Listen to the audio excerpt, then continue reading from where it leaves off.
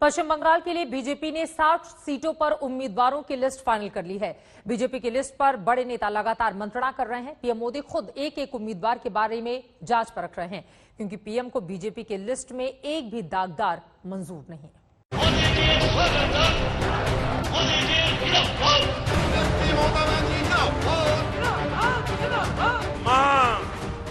माटी मानुष की बात करने वाले लोग बंगाल के विकास के सामने दीवार बनकर के खड़े हो गए थे।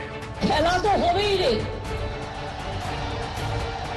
खेला तो हो गई এবং এই খেলা থেকেই বিজেপিকে ঠিক করতে হবে আগামী দিন দেশে থাকবে কি থাকবে না।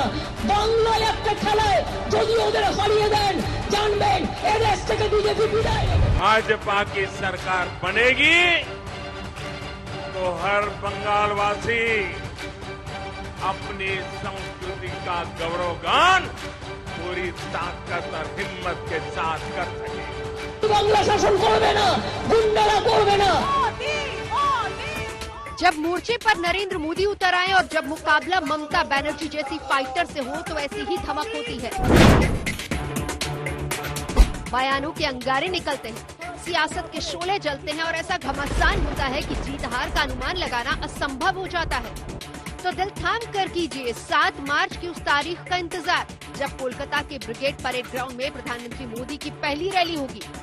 ऐतिहासिक परेड ग्राउंड से प्रधानमंत्री मोदी का चुनावी रथ बंगाल कूच करेगा। यानी 7 मार्च से जंगे बंगाल में प्रधानमंत्री मोदी का यलगार होने वाला है। इस लड़ाई में वो धार, वो रफ्तार आने वाली है जहां एक तरफ ममता दीदी तो दूसरी तरफ सीधे सीधे नरेंद्र मोदी होंगे। यानी 1 to 1 की जंग होगी और इसीलिए प्रधानमंत्री मोदी ने बंगाल चुनाव में अपनी सक्रियता बढ़ा दी है। वो फुल एक्शन में आ गए हैं। खबर है कि उम्मीदवारों के सिलेक्शन पर प्रधानमंत्री मोदी की पूरी नजर है। एक एक उम्मीदवार के नाम पर पीएम खुद चर्चा कर रहे हैं। उम्मीदवारों की प्रोफाइल, उनका बैकग्राउंड, सब पर प्रधानमंत्री की नजर है। उम्मीदवारों की पृष्ठभूमि की छानबीन सीधे पीएमओ से की जा रही है। टीएमसी से बीजेपी में आए नेता खास तौर पर पीएम की रडार पर है। प्रधानमंत्री नहीं चाहते कि बीजेपी की सूची में एक भी दागदार चेहरा हो। प्रधानमंत्री नहीं चाहते कि इस चुनाव में जबानी मर्यादा की सीमा टूटे। पीएम ने चुनाव प्रचार में संयमित रहने का फरमान पार्टी के नेताओं को जारी कर दिया है। खबर है कि बीजेपी की सूची जारी होने में देरी की एक बड़ी वजह यह भी है कि प्रधानमंत्री मोदी उम्मीदवारों की इमेज को लेकर बेहद गंभीर हैं। वो उम्मीदवारों के साफ सुथरे होने पर पूरी गारंटी चाहते हैं। याद कीजिए, प्रधानमंत्री मोदी के पश्चिम बंगाल से रिश्ते को जब चुनाव की सुगबुगाहट तक नहीं थी, तब पीएम ने बंगाल का रुख कर लिया था। उनका बार बार बंगाल जाना, बंगाल के महापुरुषों से नाता जोड़ लेना, अपने बयानों से बंगाल को बार बार सियासी संदेश देना, मोदी ने मंजिल काफी पहले तय कर ली थी।